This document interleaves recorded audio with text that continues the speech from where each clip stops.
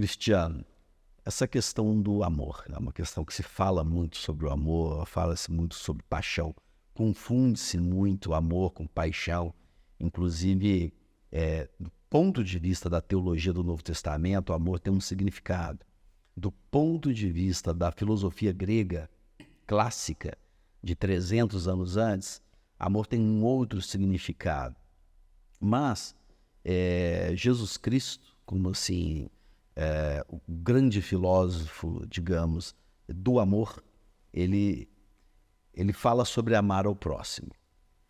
E na sua posição de psicanalista, como que você enxerga a questão do amar ao próximo, especialmente no contexto de Cristo, que ele fala sobre amar ao próximo como você se ama, ou, da maneira mais clássica, amar ao próximo como a si mesmo.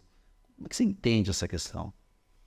Interessante você fazer essa pergunta, porque quando a gente olha para Jesus falando sobre esse mandamento, né? Segundo mandamento, como eu posso dizer assim, muita gente acha que Jesus resumiu os mandamentos. A gente fala assim, Jesus pegou os 10 e resumiu em 2. Talvez ele colocou 2 ao invés de se trabalhar em 10. Só que se você for parar para pensar, quando Jesus fala amar a Deus com todo o seu entendimento, com toda a sua força, com toda a sua alma, e amar ao próximo como a si mesmo, ele amplificou, houve uma abrangência, porque agora não tem mais limite. Agora não tem pontos, agora é tudo. Só que quando você coloca essa questão de amar ao próximo, eu penso que não é possível você amar ao próximo sem você amar a si mesmo. Não é possível você dar algo que você não tem. Não é possível você entregar ao outro algo que você não entende como valor e como bem para você mesmo. Então tem uma condicional aí, pelo que você está dizendo. Se eu tenho que amar ao próximo, como eu me amo, eu só posso amar ao próximo se eu me amar. Eu creio que só faz sentido amar ao próximo se você se amar. Se você entender que você é algo e alguém importante, que merece o autocuidado, que merece ser valorizado por si próprio, para que você possa entender o valor do outro. Então, amar ao próximo como a si mesmo, que é o mandamento que Cristo traz como principal, está implícita a necessidade de nós termos amor próprio. Está implícito que, se eu não me amar, se eu não amar a mim mesmo, então eu não estou cumprindo o mandamento de Cristo. Eu gosto de analisar não como um mandamento simplesmente. Eu gosto de analisar como uma condição mesmo. Por quê? Porque quando a gente fala a questão de mandamento, para os cristãos é bem tranquilo isso, de se entender isso. Mas quando se fala de um mandamento, muita gente não entende isso como algo que faça sentido. Muita gente não vê valor nisso, né? Se eu não cumpro os mandamentos, eu não estou aí no seu grupo. E eu não quero estar no seu grupo, não me interessa. Essa palavra só funciona para os iniciados, né? Só que quando você pensa em amor e todo mundo Quem não fala é de iniciado acha que mandamentos é você dar mentos para o outro, né? Mandamentos. Você me manda mentos aí? Qual mandamentos. Menta ou frutti? Mas quando você fala de amor, assim, para o próximo, para qualquer um, todo mundo fala disso, né? Independente da fé que professa, a gente pensa, o conceito que eu gosto de abordar é o do bem, fazer o bem. É aquilo que beneficia alguém, é o serviço que beneficia, é a ação que beneficia. É você ter a atitude que gera ao outro algo que vai beneficiá-lo. Então não tem a ver com você, tem a ver com o outro. Então quando você pensa assim, vou amar ao próximo como a mim mesmo, então a princípio eu me amo, eu faço bem a mim, eu quero bem a mim, eu não quero o mal, eu não quero sofrer nenhum tipo de dor, de questões que venham me prejudicar, eu acho que causar dano, e eu estou procurando essa palavra, que venha me causar dano. Então se eu não quero que o dano seja causado a mim, porque eu me amo, eu me valorizo, eu me cuido, eu vou fazer exatamente isso por outro, porque eu sou essa referência.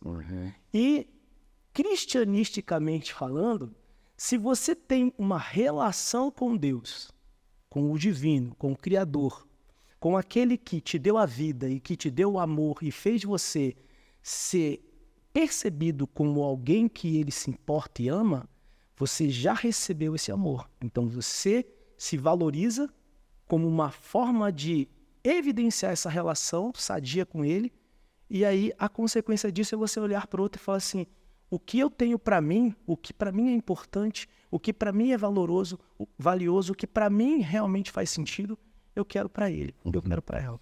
É um conceito que eu trabalho bastante, eu trabalho esse conceito e, obviamente, ele é passível de controvérsia, mas eu trabalho o seguinte conceito, que amor não é sentimento. Amor é um senso de responsabilidade por. Sentimento é outra coisa, é ódio, é tesão, é paixão. Paixão é sentimento. E está muito mais relacionado a nós. O amor está relacionado ao outro. Então, se eu amo o outro, eu cuido do outro. Ou se eu amo alguma coisa, eu cuido de alguma coisa. Então, o amor é um senso de responsabilidade, sentir-se responsabilizado. Então, amar-se a si mesmo seria eu me responsabilizar por mim mesmo. Eu ter um senso de responsabilidade pelo meu bem-estar físico, emocional, espiritual, qualidade de vida. É esse? Bingo, é isso aí. Essa coisa que você falou sobre a questão de responsabilizar, de fazer o bem de uma maneira que você se responsabiliza pelo bem do outro. É exatamente isso que eu penso quando eu falo da necessidade de que se você não se... quando você se ama, você tem condição de entregar ao outro todo esse bem, essa autorresponsabilidade, esse autocuidado que você está fazendo consigo próprio. Consigo mesmo. Porque não tem como você entregar algo que você não tem. Olha uma outra coisa. Quando você fala assim de paixão, quando você fala do sentimento, eu penso que o amor em si, ele é uma atitude de fazer o bem e de servir. Ele é uma atitude. É uma atitude. É. Ele tem ação. Amor envolve ação. Amor é verbo. Amar é verbo. Amar ao próximo é um verbo, é uma ação. Porém, dentro desse processo, como nós somos uns seres humanos, somos integrais, tem a emoção, tem o sentimento, perfeito, mas ele não se define como sentimento. Gosto disso. Na essência, o amor é um senso de responsabilidade por. Eu achei isso não obstante, ele não é excludente. Como o próprio amor ele é includente, ele inclui também sentimentos, porque o ser humano ele é integral. Uhum. Eu entendo e gosto, e é elegante esse conceito. Muito elegante. Eu até penso que o meu conceito ele é um pouco duro demais. Quando eu digo, né, que o amor ele não é um sentimento, ele é um senso de responsabilidade. É sentir-se responsável por. E eu gosto, mas você traz esse conceito elegante, que ele também pode ser um sentimento, ele também envolve sentimentos, porque somos seres integrais, nós sentimos, isso, e faz parte. Uma questão, a paixão e o amor. Você conseguiria distinguir isso pra gente? Olha... Porque eu até onde eu entendo, quando o grego fala de amor, me parece que ele está falando de paixão, do que seria a paixão neotestamentária. Uhum. Como é que você entende? Você concorda, discorda? Olha, é interessante você falar isso, porque assim,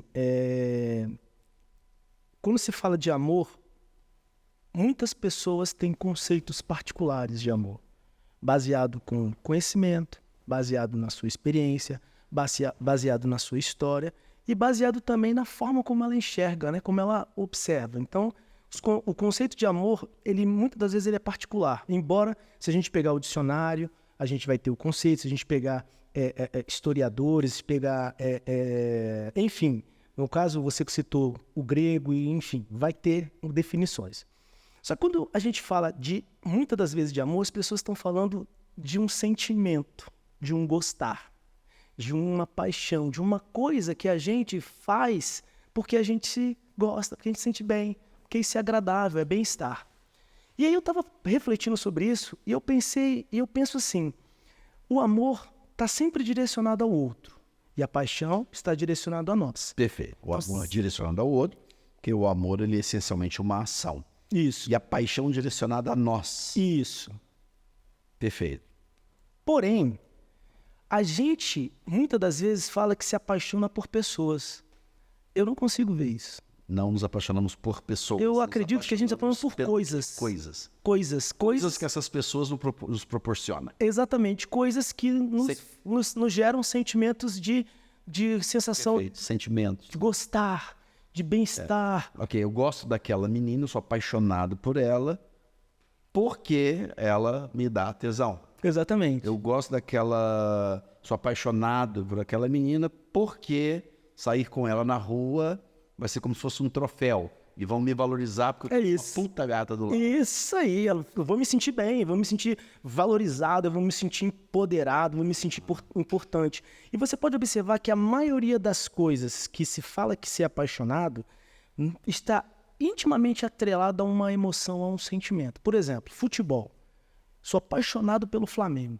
Por que eu sou apaixonado pelo Flamengo? Porque quando o Flamengo ganha, aquela emoção que eu sinto, aquela alegria, aquela euforia, meu time ganhou e todo mundo lá no estádio comemorando, aquela emoção me faz me sentir bem. Eu não estou me apaixonando por uma pessoa. Por quê? Porque a pessoa nem sempre ela vai fazer aquilo que me agrada.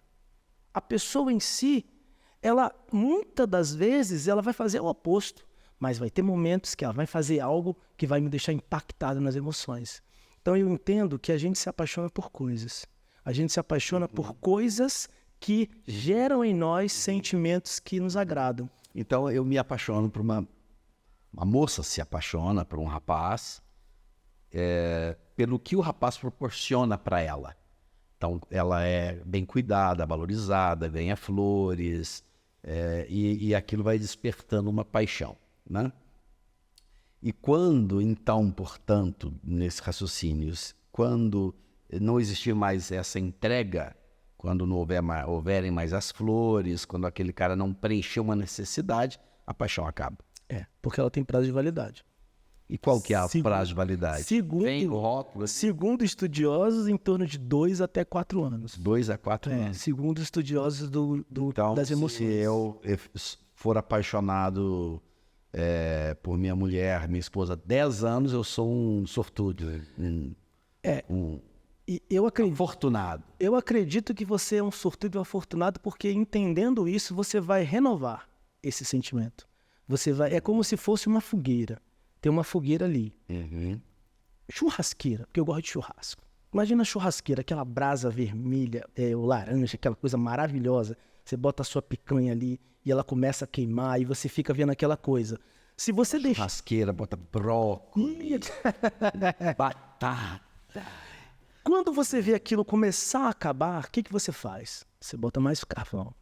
Porque o churrasco não pode acabar. Você tem um monte de convidado te esperando. O negócio não pode parar, o show não pode parar. Então você vai alimentando. Então, sabendo disso, a gente se alimenta. A gente vai abastecendo. Perfeito. Por quê? Porque é um sentimento. Perfeito. E o sentimento precisa ser cuidado. Eu estou concordando com você nesse quesito. E eu tenho dito o seguinte, que quando o jovem, menino, menina, enfim, casal, né? Qualquer casal, na verdade. Quando eles se encontram e tem aquele fogo consumidor, aquilo ali é uma paixão. O amor é muito baixo, um nível ainda muito baixo, porque naquele primeiro momento cada um está preocupado consigo mesmo, em atender a sua necessidade, por exemplo, a sua necessidade de companhia, porque é uma pessoa solitária. Então vou me apaixonar porque me supre de companhia, ou me supre de carinho, ou me supre. E com o passar do tempo, essa paixão ela vai arrefecendo e no lugar vai surgindo, ou deveria ir surgindo, o amor. Que é quando, mesmo que essa pessoa não me provoque nada, eu continuo me sentindo responsável pela felicidade do outro. Então, no início, eu quero ser feliz. Isso é paixão. Depois de algum tempo, eu quero fazer o outro feliz. O meu prazer está em fazer o outro feliz, mesmo que eu não seja feliz. Isso é amor.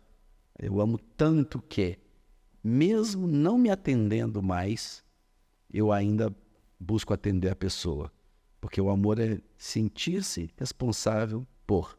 E nesse contexto, hoje em dia isso é raro, a gente consegue ver ali dois velhinhos, aonde dificilmente um ou outro supre o outro nas suas necessidades, mas cada um está cuidando do outro de uma forma cada vez mais contundente, mais preocupada. Faz sentido?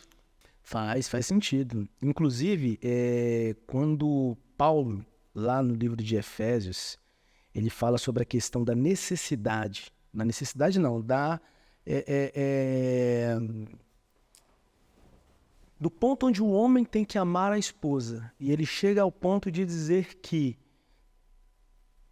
quando você ama a sua esposa, significa que você está demonstrando que você está preocupado consigo. Quem poderia odiar a sua própria carne? Ou seja, se você não amar a esposa, se o homem não amar a esposa, né, é como se ele estivesse odiando a própria carne. Ele está fazendo mal a ele mesmo. Você toca num ponto interessante, porque, de fato, quando o tempo passa... Não, eu vou voltar. Posso? Pode. Nessa carta que o apóstolo Paulo de Tarso escreveu para a comunidade cristã na cidade de Éfeso, ele dizia o seguinte, nesse ponto, ele dizia, você deve amar a mulher como você se ama. Isso. E não há quem não se ame. Não há quem não ame a própria carne, tanto que a alimenta. E aí eu, sem querer te pegar no contrapé, você defende a tese de que para cumprirmos o mandamento amar o próximo como a si mesmo, tem que primeiro amar-se a si mesmo. Isso. Mas nesse versículo, Paulo, todo mundo se ama. Não há quem não se ame. Tanto que ninguém não se alimenta. É o exemplo que ele dá. Uhum. Explore esse ponto. Então, eu penso que, nesse caso, Paulo está sendo contextual. Ele está trazendo uma questão específica da relação homem-mulher. Ele está trazendo uma questão onde ele está dizendo que existe um papel para a mulher e existe um papel para o homem. E no papel para o homem, ele tem que ser seguindo a Jesus. Então eu vou te falar por que eu estou citando esse ponto. Jesus ele fala, amar ao próximo, qualquer próximo, como a si mesmo. Você precisa se amar para amar o próximo. Só que lá na frente, quando ele vai estar conversando com os discípulos, se não me engano no Evangelho de 2 João, ele fala assim, novo mandamento vos dou, amai-vos uns aos outros. Qual é o critério agora? Não é mais como você ama a si mesmo, é como eu vos amei. Então, nesse contexto, Jesus está chamando o homem para lembrar de que ele tem um compromisso, de assim como Cristo entregou a vida dele pela igreja, que é a sua noiva, ele deve fazer a mesma coisa. Então, nesse momento, não tem o eu mesmo, é ela, é o outro, nesse caso é ela. Então, é como se tivesse níveis de entrega. Num primeiro momento, você ama qualquer pessoa que está à sua volta, amigo, inimigo, conhecido, próximo, mas qual é a referência de amor? De quem já recebeu o amor de Deus, de quem entende a sua identidade, de quem se ama, é amar, porque a referência nesse caso é você. Quando você trata para essa questão conjugal, do casamento, da aliança, que isso é poderoso, é espiritual, é místico, é divino, é outro nível. Aí você tem aquele amor incondicional. Você abre mão de você mesmo. É o amor sacrificial. Talvez, né, seja nos termos que do grego, enfim, que vai dizer que é o amor ágape. Aquele amor que não é um amor humano. Não é um amor desse Quando Jesus diz plano. que devemos amar ao próximo como a nós mesmos, ele está usando ágape? Eu penso que não. Filéu? Sim. Filéu. Facilitou, né? Filéu e fraterno também, né? Facilitou, né? Facilitou muito. Porque tem os conceitos. É sempre assim, para ficar fácil de entender, é fazer o bem. Você está fazendo bem para você, o objetivo de defender isso não é simplesmente dizer assim, olha, você tem que cuidar de você, você é mais importante que qualquer coisa, qualquer pessoa, você é o bam, bam, bam. Não é isso que está sendo dito. O que está sendo dito é, olhe para você. Você é a imagem e semelhança do Criador. Parte para um ponto que é o seguinte, a gente tem observado uma geração mais moderna, mais contemporânea, na verdade, aonde percebe-se que existe um número grande de adolescentes, jovens, mas sobretudo adolescentes, que têm dificuldade com a autoestima. Muitos até a gente percebe que não se amam tanto. Inclusive, por N razões, e aqui a gente não vai conseguir explorar isso, mas o número de suicídios entre adolescentes e jovens tem aumentado assustadoramente em todo o planeta. Tem se falado muito sobre o efeito das redes sociais, a comparação provocando isso daí. Tem se falado também sobre um momento de muita prosperidade, onde o ser humano não tem pelo que lutar, tudo é dado, inclusive para quem nada tem, ele vai ter alguma coisa que o governo vai conceder. Então, uma falta de propósito, e isso tem dado um certo vazio. Mas nós temos observado, em função das redes sociais, uma geração que tem um falso amor próprio. O amor que ele tem por ele é o amor editado no Instagram. Né? Um amor editado, uma vida editada, um amor editado. Então, muitas vezes, ele edita tanto a vida dele para as redes sociais que muitas vezes nem ele sabe exatamente qual que é a vida dele. E, às vezes, ele olha a vida na rede social e olha a vida real, que é o boleto vencido, ou que é a nota ruim, ou qualquer coisa assim. E de fato, ele fala, eu odeio a minha vida. Então, talvez estejamos, Cristiano, partindo para um momento onde o amor se esfriará, porque sequer o amor próprio tem encontrado um espaço na nova geração. Faz sentido? Faz sentido. E eu quero destacar duas coisas. Eu vi uma pessoa falando sobre as redes sociais, ela usou uma expressão que eu achei muito interessante. Tem pessoas que têm confundido likes com afeto. E essa pessoa falou, like não é afeto. As pessoas estão confundindo isso. Frase poderosa. Eu posso copiar? Claro. Like não é Like afeto? não é afeto. Posso mandar incluir na Bíblia? Não. Mandar para o editor, colocar lá Jesus dizendo like não é afeto. Like não é afeto. É legal, seria tá dentro da Bíblia. Não tá, mas deveria. Deveria. Like não é afeto. E quando fala isso, de like não ser afeto, é porque realmente as pessoas estão trocando o real pelo virtual na expectativa, ou melhor, na esperança de querer receber daquele bando de seguidores, de bando de pessoas que estão ali, né, uma valorização que nem ela mesma está se dando. Uma validação. Uma validação boa. Uma validação que nem ela mesma está dando a si própria. Entendeu? E a outra questão é que, assim, existe aí uma crise de identidade muito séria. Mas eu entendo, né? E concordo. Se eu não receber muitos likes, esse é um bom motivo para eu me suicidar, né? Pois é. Infelizmente, está sendo a lógica. Um lado a ponte. Por quê? Poucos likes. Está sendo a lógica. Mas aí o problema não é só o like. O problema não é só a rede social. O problema é quem essa pessoa é quando ela está... Like não é love, né? Like não é love. Quem essa pessoa... Like não é love. Quem essa pessoa é por trás das redes? Quem essa pessoa é? Quem é esse jovem? Quem é esse adolescente? Como é que ele vive? Como é que ele interage? Quais são os sonhos? Quais são os planos? O que foi plantado no coração dessa pessoa? Então, é isso que eu acho que a gente precisa pensar. Eu não estou aqui para demonizar a rede social. Pode, não pode, faz, não faz, o pai tem que fazer isso, tem que fazer aquilo. Não estou aqui para fazer isso. Mas eu acho importante pensar assim, em que momento eu deixei de ser humano? Eu deixei de ser gente? Em que momento eu deixei de ser real? Para ser virtual, para ser um avatar, para ser um algoritmo? Em que momento? Porque é nesse momento que eu acho que a gente tem que voltar. para que a gente possa, de fato, experienciar essa realidade do mundo real, lidando com pessoas, com desafios, com discordâncias, com pensamentos diferentes e principalmente com expectativas frustradas.